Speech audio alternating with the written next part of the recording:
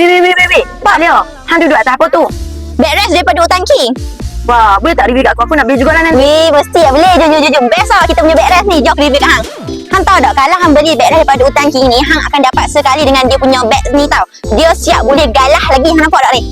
Lepas tu yang bestnya backrest ni dia ada pelapik dekat bahagian punggung dia tau. Kalau hang pergi kat pantai kau dekat mana tempat yang macam sekarang aku tengah duduk dekat rumput je kan, dia tak buatkan hang punya selak kotak. Untuk kita punya backrest ni, dia punya material Oxford fabric tau, dan bahagian dalam kita ada letak lapisan sponge. So kalau hangpa duduk memang rasa sedap gila. Okey, untuk kita punya backrest ni dia boleh lipat juga tak nampak. Hangpa cabut sahaja dia punya kaki ni macam ni.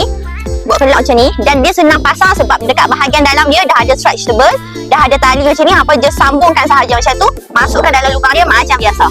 So yang ni kita nak simpan dia.